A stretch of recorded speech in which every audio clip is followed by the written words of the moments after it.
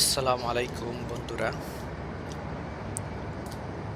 বসন্তের কোনো এক সকালে বাগানে হাঁটলে আমরা কি দেখি? চারদিকে রং বেরঙের ফুল ফুটে আছে, আর তার উপরে গুঞ্জন করে উঠে বেড়াচ্ছে ছোট ছোট মৌমাছি। এক ফুল থেকে আরেক ফুলে তাদের এই ছুটে চলা দেখতে যতটা সাধারণ মনে হয়, এর পেছনে লুকিয়ে থাকা বিজ্ঞান কিন্তু ততটাই জাদুকরী। আজ আমরা মৌচাকের কথা বলবো না, আজ আমরা কোন মধুর চাক দেখব না।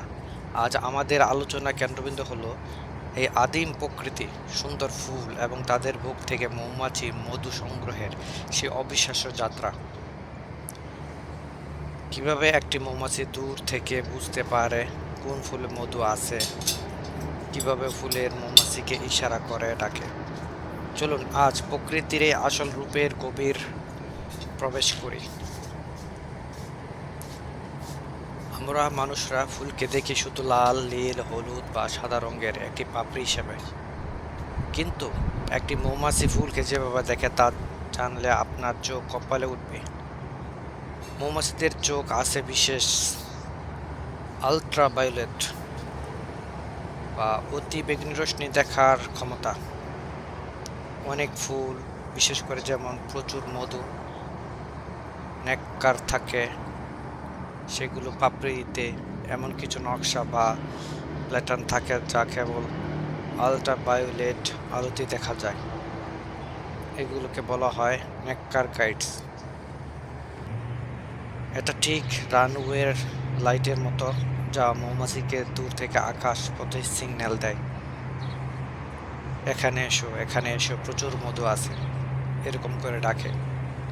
শুধু তাই নয়, ফুলের মৌমাছিকে আকৃষ্ট করতে এক ধরনের দুর্বল বৈদ্যুতিক ক্ষেত্র, ইলেকট্রিক ফিল্ড তৈরি করে।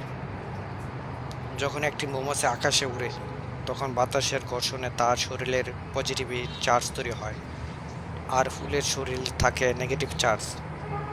মৌমাছি যখন ফুলের কাছাকাছি আসে, সে তখন ফুলটি বুঝতে পারে এবং তার শুকনতা আর বাড়িয়ে দেয়। কিন্তু অদ্ভুত এক যোগাযোগ ব্যবস্থা, তাই না? এবার কল্পনা করুন, একটি মৌমাছি নিখুঁতভাবে উড়ার পর একটি পাপড়ির উপর এসে বসল। তার বসার কায়দাটু চমৎকার। ফুলের নরম পাপড়ি যাতে ছিঁড়ে না যায়, সেই জন্য তার পায়ের বিশেষ হুক ব্যবহার করে আলতো করে ল্যান্ড করে। ফুলে বসায় পরপরই মৌমাছি তার মুখের ভেতরে বিশেষ অঙ্গটি বের করে, যাকে বলা হয় প্রোবোসিস। এটি মূলত একটি খড়ের মতো লম্বা বা স্ট্র এর মতো নমনীয় জিহ্বা। ফুল তার গভীরতম অংশের যে মিষ্টি তরল লুকিয়ে রাখে, যাকে আমরা নেককার বা ফুলের রস বলি, মৌমাছি এই প্রোবোসিস দিয়ে তা চুষে নিতে শুরু করে।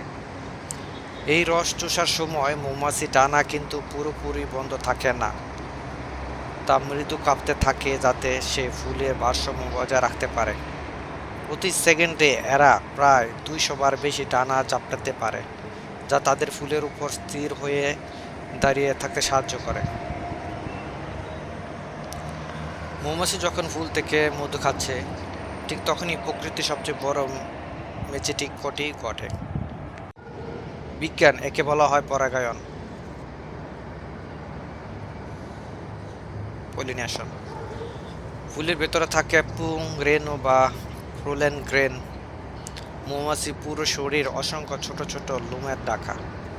যখন সে মধুর জন্য ফুলের গভীরে মাথা ফোরায়, তখন সেই আঠালো পরাগরেণুগুলো তার শরীরের ডানায় বা পায়ে আটকে যায়। মৌমাছির পিছনের পায়ে একটি বিশেষ অংশ থাকে, যাকে বলা হয় পোলেন বাক্সেট বা পরাগজুড়ি। সে তার শরীর থেকে পোলেনগুলো জমিয়ে সেরে জুড়ির তলা পাকিয়ে নেয়। এরপর যখন সেই মৌমাছি উড়ে গিয়ে অন্য একটি ফুলে বসে, তখন তার শরীর থেকে কিছু পরাগাণু ওই ফুলের গর্ভমুখে বা ফিমেল পার্টে পড়ে যায়, আর এইভাবে একটি ফুল থেকে জন্ম নেয় ফল বা বীজ। মৌমাছি হয়তো নিজের খাবারের জন্য এক ফুল থেকে অন্য ফুলে ঘুরছে, কিন্তু অজান্তে সে পৃথিবীর কোটি কোটি উদ্ভিদের বংশবৃদ্ধির দায়িত্ব পালন করে চলছে। একটু ভেবে দেখুন, একটি মৌমাছি তার একটি মাত্র ট্রিপে বা একবার বাসা থেকে বের হয়ে প্রায় 50 থেকে 100টি ফুলে বসে, আর সারাদিনে সে এরকম অসংখ্যবার যাতায়াত করে। তাদের এই ক্লান্তিহীন পরিশ্রমের কোনো তুলনা হয় না। তারা শুধু মিষ্টি রসটুকুই নেয় না, সাথে ফুলের সুবাস এবং প্রকৃতির শক্তিকে বয়ে নিয়ে চলে। আপনি যদি আপনার ক্যামেরায় ক্লোজ আপ বা মাইক্রোশট নেন, তবে দেখতে পারবেন একটা মৌমাছির পিঠ বা পা হলুদ রঙের পর্গানুরেণীতে পুরো ঢেকে গেছে। মনে হয় যেন তারা প্রকৃতি বুকে এক একজন সোনার কারিগর, যারা হলুদ সোনা ছড়িয়ে দিচ্ছে এক ফুল থেকে অন্য ফুলে। ফুলও কিন্তু স্বার্থপর নয়, সে মৌমাছিকে মধু দেয়, আর বিনিময়ে মৌমাছির তাকে নতুন জীবনের উপহার দেয়। এটি হলো প্রকৃতির আসল রূপ, একে অপরের উপর টিকে থাকার এক পরম সুন্দর দৃষ্টান্ত। বন্ধুরা, পরে আবার যখন আপনার বাগানে বা কোনো ক্ষেত্রে একটি মৌমাছিকে ফুলে বসতে দেখবেন, তখন তাকে তাড়িয়ে দিবেন না। একটু দূর থেকে দাঁড়িয়ে তার জাদুকরী কাজটা উপভোগ করুন, কারণ সে তখন পৃথিবীর সবচেয়ে গুরুত্বপূর্ণ কাজটি করতেছে, আমাদের জন্য খাদ্য তৈরির নিশ্চিত করছে সে। প্রকৃতির এই ছোট্ট ও সুন্দর দৃশ্যটি আমাদের শেখায় কীভাবে সবাই মিলেমিশে এই পৃথিবীকে সুন্দর রাখা যায়। ভিডিওটি যদি আপনার ভালো লেগে থাকে এবং মৌমাছি ও ফুলের সম্পর্কে আপনাকে মুগ্ধ করে থাকে, তবে অবশ্যই লাইক এবং কমেন্ট করে জানান আপনার বাগানে কোন ফুলে সবচেয়ে বেশি মৌমাছি আছে। আজ এই পর্যন্তই, দেখা হবে পরবর্তী ভিডিওতে। প্রকৃতিকে ভালোবাসুন, প্রকৃতির যত্ন নিন। ধন্যবাদ।